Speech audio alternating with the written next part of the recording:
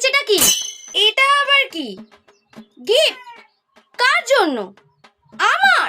আজকে mother's day নয়, আমার জন্মদিন নেই, তাহলে বেকার বেকার গিফট কেন? এটা কেনার আগে তুই কাকে জিজ্ঞাসা করেছিস? কি কাউকে জিজ্ঞাসা করার দরকার নেই? অনেক বড় হয়ে গেছিস, বল। নিজের টাকা দিয়ে কিনেছিস মানেটা কি? এখন থেকে আমার তোমার শুরু হয়ে গেল? এইরকম ছেলে মেয়েরা না বাবা মাকে আর দেখবে না।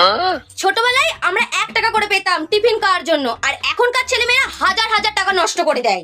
নতুন ফোনের কি দরকার ছিল? আমার পুরনো ফোনটাই ঠিক আছে।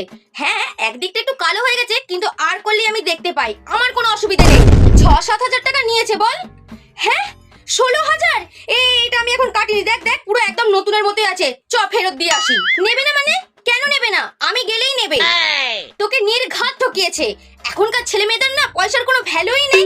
আমাদের মতো মধ্যবিত্ত ফ্যামিলির ছেলে মেয়েদের না কিছু কেনার আগে বড়দের জিজ্ঞাসা করতে হয়, আর তুই কাউকে জিজ্ঞাসা না করেই এত দামি জিনিসটা কিনে নিয়ে চলে এসেছিস। বড় হয়ে গেছে, এখনো নিজের বিছানাটাই গোছাতে পারে না, জামা কাপড় কাচতে পারে না, সে আবার বড় হয়ে গেছে। শুদ্ধ পয়সা নষ্ট।